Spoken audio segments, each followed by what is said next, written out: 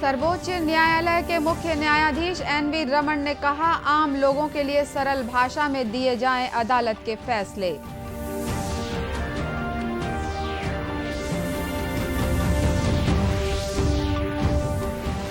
मुख्यमंत्री ने लोकवाणी में उद्यमिता और जन सशक्तिकरण के लिए छत्तीसगढ़ मॉडल को बताया प्रभावी।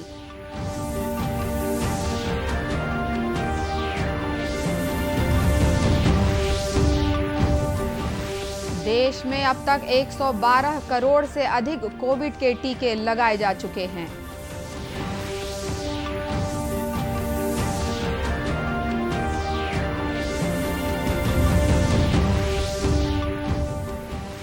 और भिलाई के स्कूली बच्चों ने बनाया बिजली के बिना मोबाइल चार्ज करने वाला उपकरण।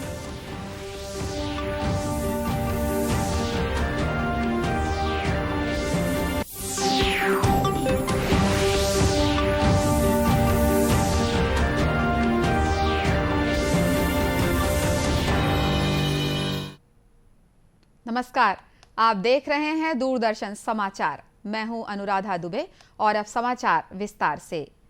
मुख्यमंत्री भूपेश बघेल ने आज अपनी मासिक रेडियो वार्ता लोकवाणी की 23वीं कड़ी में उद्यमिता और जन सशक्तिकरण का छत्तीसगढ़ मॉडल विषय पर प्रदेशवासियों से चर्चा की। भारत के प्रथम प्रधानमंत्री पंडित जवाहरलाल नेहरू के जन्मदिन के अवसर पर प्रसारित इस कड़ी की शुरुआत करते हुए मुख्यमंत्री ने कहा कि पंडित नेहरू को बच्चों से बहुत प्यार था। पंडित नेहरू का जन्म दिवस बाल दिवस के रूप में मनाया जाता है। इस मौके पर मुख्यमंत्री ने कहा कि आजीविका के साधनों की मजबूती और जनता को मिली आर्थिक ताकत ही छत्तीसगढ़ के विकास मॉडल का मुख्य आधार है। उन्होंने कहा कि गांव की खुशहाली छत्तीसगढ़ मॉडल का सबसे बड़ा पैमाना है। विकास में भागीदारी के रूप में दर्ज होने से न सिर्फ आजीविका के बेहतर अवसर बनते हैं, रोजगार के नए अवसर बनते हैं, बल्कि जनता की क्रय शक्ति भी बढ़ती है, जो प्रदेश की अर्थव्यवस्था को किसी भी संकट से बचा सकती है।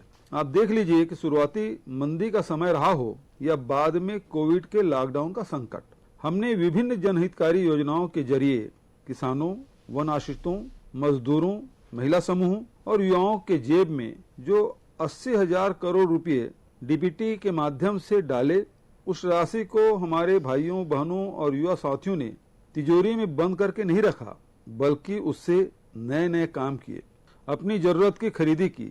इस तरह आप सब ने मिलकर प्रदेश की अर्थव्यवस्था की तरलता को बनाए रखा। इस तरह से प्रदेश में नए नए तरह के काम धंधे भी चले और परंपरागत कौशल, परंपरागत रोजगार के अवसरों को नई दिशा भी मिली। वास्तव में हमने आजीविका को मजबूत करने और जनता के हाथों में स्वाभिमान से लेकर आर्थिक ताकत सौंपने की जो रणनीति अपनाई, वही छत्तीसगढ़ मॉडल के रूप में हमारी पहचान बनी है। लोकवाणी में मुख्यमंत्री श्री बघेल ने स्थानीय स्तर पर लोगों को आजीविका और रोजगार के नए नए अवसर पैदा करने के लिए किए जा रहे नवाचारों की भी विस्तार से चर्चा की। श्री बघेल ने कहा कि गांव खुशहाल होंगे तभी शहर में समृद्धि आएगी। सर्वोच्च न्यायालय के मुख्य न्यायाधीश एन.वी. रमन ने कहा है कि अदालत के फैसलों का देश की जनता पर व्यापक असर होता है, इसलिए सभी अदालतों को अपने फैसले सरल भाषा में देना चाहिए ताकि उन्हें कोई सामान्य व्यक्ति भी आसानी से समझ सके। आज नई दिल्ली में देशव्यापी विधिक सेवा अभियान के समापन समारोह को संबोधित करते हुए मुख्य न्यायाधीश ने कहा कि संविधान ने देश की अदालतों को एक बड़ी जिम्मेदारी दी है, इसलिए अदालतों पर भी ये जिम्मेदारी है कि वे देश के लोगों को त्वरित और सुलभ न्याय उपलब्ध कराएं। न्यायमूर्ति एन.वी. रमन ने कहा कि देश में लोगों को कानूनी प्रक्रिया की जानकारी उपलब्ध कराने के लिए विधिक सहायता शिविर जैसे कार्यक्रम बहुत उपयोगी साबित हो रहे हैं। इससे पहले कार्यक्रम को संबोधित करते हुए केंद्रीय महिला और बाल विकास मंत्री स्मृति ईरानी ने कहा कि बच्चों और महिलाओं को सुलभ न्याय उपलब्ध कराने के लिए सरकार विशेष प्रयास कर रही है। उन्होंने कहा कि विधिक सेवा शिविरों और जागरूकता कार्यक्रमों में इस प्रयास में काफी मदद मिली है। देश में अब तक 112 करोड़ से अधिक कोविड के टीके लगाए जा चुके हैं। पिछले 24 घंटों में करीब 58 लाख लोगों को टीके लगाए गए। इस बीच कल कोविड के 11,000 से अधिक नए मरीजों की पहचान की गई। वहीं 11,000 से अधिक मरीज स्वस्थ भी हुए हैं। स्वास्थ्य मंत्रालय के अनुसार देश में कोरोना से स्वस्थ होने की दर 98% से कुछ अधिक हो गई है। देश में अब तक 3 करोड़ 38 लाख से अधिक मरीज कोरोना संक्रमण से मुक्त हो चुके हैं। इस समय देश में 1,35,000 से अधिक मरीजों का इलाज विभिन्न अस्पतालों में चल रहा है। देश में 62 करोड़ 37 लाख से अधिक कोविड नमूनों की जांच की जा चुकी है। इस तरह फिलहाल देश में कोरोना पर नियंत्रण के प्रयास काफी हद तक सफल साबित हुए हैं। इस बीच कोरोना से बचाव के लिए देश भर में अलग अलग तरीकों से लोगों को जागरूक भी किया जा रहा है। इसी कड़ी में कवर्धा में स्कूली बच्चों ने लोगों को कोविड टीकाकरण की उपयोगिता को बताने के लिए एक रैली निकाली।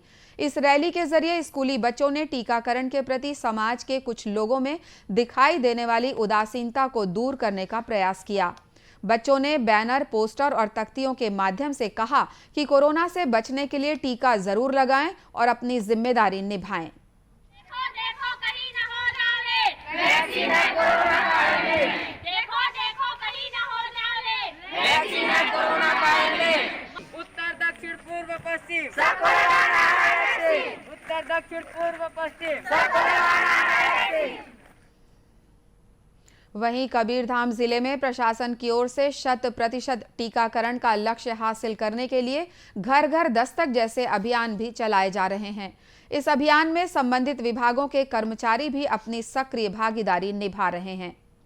यदि आप किसी ऐसे स्थान पर हों जहां पर बिजली की कोई व्यवस्था न हो और आपके मोबाइल फोन की बैटरी खत्म हो रही हो, तो इस परेशानी को दूर करने के लिए भिलाई के 2 स्कूली छात्रों ने एक नया उपकरण बनाया है। भिलाई के डीएवी स्कूल में पढ़ने वाले 8वीं के छात्र धैर्य कसार और गुंजन शर्मा ने मिलकर एक ऐसा मोबाइल चार्जर बनाया है जो बिजली के बिना ही आपके मोबाइल की बैटरी को चार्ज कर देगा। इन छात्रों ने एक मोटर रेक्टिफायर और कैपेसिटर का इस्तेमाल करके ये उपकरण तैयार किया है। इसे पैरों में बांधकर इस्तेमाल किया जाता है। पैरों में बांधकर पैदल चलने से इस उपकरण का मोटर घूमता है, जिससे बिजली पैदा होती है और मोबाइल फोन चार्ज होने लगता है। यानी जितनी ज्यादा दूरी तक आप पैदल चलेंगे, उतना ही मोबाइल ज्यादा चार्ज होता जाएगा। ये मोबाइल चार्जर बिजली की बचत तो करता ही है, साथ ही पर्यावरण के लिहाज से भी बहुत उपयोगी है। इस उपकरण को हाल ही में दुर्ग में आयोजित जिला स्तरीय बाल विज्ञान कांग्रेस में भी पुरस्कार मिल चुका है। वॉकिंग मोबाइल चार्जर है जिससे आप चलते चलते अपने फ़ोन को चार्ज कर सकते हो। 5 मिनट में 8% बैटरी चार्ज हो जाती है। ये 100% यूज़फुल है। इससे बिजली बचाने के यूज़फुल है और इसमें पॉल्यूशन बिल्कुल भी नहीं है।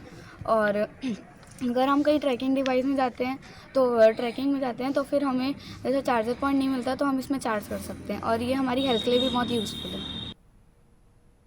स्कूल के प्राचार्य प्रशांत कुमार ने इन बच्चों के प्रयासों की सराहना करते हुए कहा कि ऐसे नौनिहालों को प्रोत्साहन की जरूरत है। सबसे बड़ी बात यह है क्या कि हमारे बच्चों का योगदान, इससे कहीं न कहीं ये चीज़ नज़र आता है कि हमारे नौनिहालों में भी नए कुछ करने का एक जज्बा है, जो कि वो बच्चे कर रहे हैं। इस उपकरण को बनाने वाले दोनों विद्यार्थियों का सपना है कि ये मोबाइल चार्जर जल्द ही लोगों के लिए उपलब्ध हो सके, तो उन्हें विषय परिस्थितियों में भी काफी मदद मिल सकेगी। साथ ही मोबाइल फोन चालू होने से उनका काम भी आसान हो सकेगा। राष्ट्रपति रामनाथ कोविंद ने आज राष्ट्रपति भवन में राष्ट्रीय खेल पुरस्कार प्रदान किए। इस वर्ष मेजर ध्यानचंद खेल रत्न पुरस्कार टोक्यो ओलंपिक में स्वर्ण पदक विजेता एथलीट नीरज चोपड़ा सहित ओलंपिक और पैरालंपिक खेलों में पदक विजेता 12 खिलाड़ियों को दिया गया है। इसके साथ ही विभिन्न खेलों में श्रेष्ठ प्रदर्शन करने वाले 33 खिलाड़ियों को अर्जुन पुरस्कार और चुने गए प्रशिक्षकों को द्रोणाचार्य पुरस्कार भी प्रदान किए गए। श्री रामनाथ कोविंद द्वारा राष्ट्रपति भवन में आयोजित एक विशेष समारोह में 2021 के राष्ट्रीय खेल पुरस्कार प्रदान किए गए। पहली बार 12 खिलाड़ियों को प्रतिष्ठित मेजर ध्यानचंद खेल रत्न पुरस्कार दिए गए। मेजर ध्यानचंद खेल रत्न पुरस्कार पिछले 4 वर्षों की अवधि में खिलाड़ी द्वारा खेल के क्षेत्र में शानदार और अत्यंत उत्कृष्ट प्रदर्शन के लिए दिया जाता है। टोक्यो ओलंपिक और टोक्यो पैरा ओलंपिक खेलों में अपने शानदार प्रदर्शन से देश का नाम रोशन करने वाले 10 एथलीट और पैरा एथलीट को खेल रत्न पुरस्कार से नवाजा गया। ओलंपिक खेलों के इतिहास में एथलेटिक्स में देश को पहला पदक दिलाने वाले स्वर्ण पदक विजेता नीरज चोपड़ा को सबसे पहले राष्ट्रपति द्वारा ध्यानचंद खेल रत्न पुरस्कार दिया गया। इसके बाद कुश्ती में रजत पदक जीतने वाले पहलवान रवि दहिया, मुक्केबाजी में कांस्य पदक जीतने वाली लवलीना बोरगोहेन, हॉकी में ऐतिहासिक कांस्य पदक दिलाने में अहम भूमिका निभाने वाली गोलकीपर शिजेश पियार,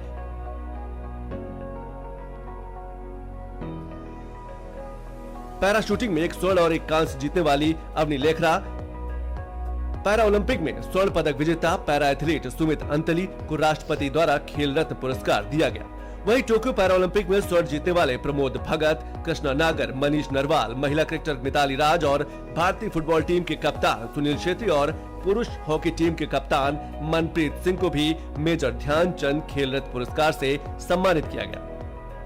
35 खिलाड़ियों को खेलों में शानदार प्रदर्शन करने के लिए प्रतिष्ठित अर्जुन पुरस्कार से सम्मानित किया गया। अर्जुन पुरस्कार खेल और स्पर्धाओं में उत्कृष्ट प्रदर्शन के लिए पिछले 4 वर्षों की अवधि में अच्छे प्रदर्शन और नेतृत्व कौशल, खेल भावना तथा अनुशासन की भावना दिखाने के लिए दिया जाता है।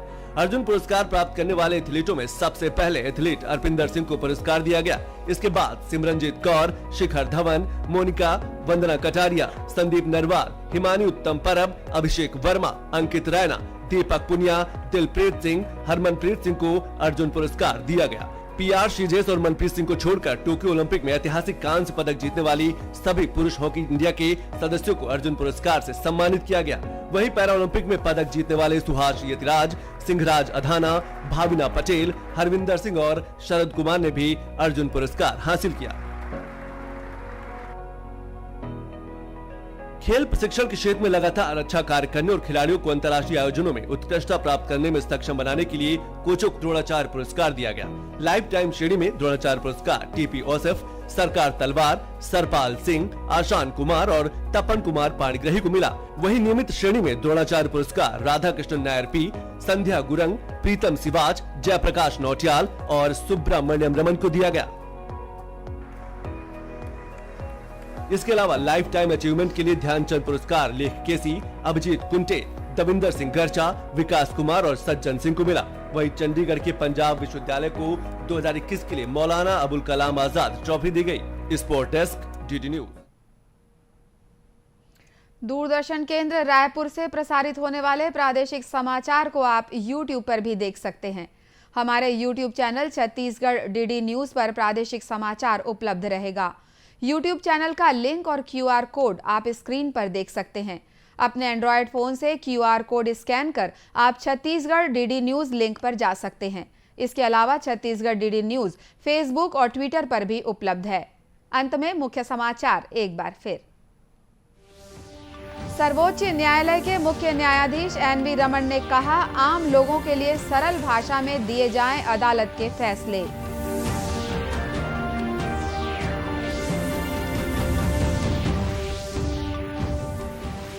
मुख्यमंत्री ने लोकवाणी में उद्यमिता और जन सशक्तिकरण के लिए छत्तीसगढ़ मॉडल को बताया प्रभावी।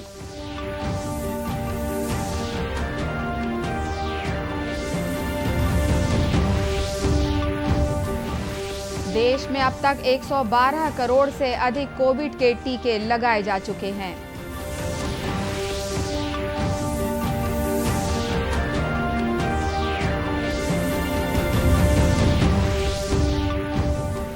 और भिलाई के स्कूली बच्चों ने बनाया बिजली के बिना मोबाइल चार्ज करने वाला उपकरण।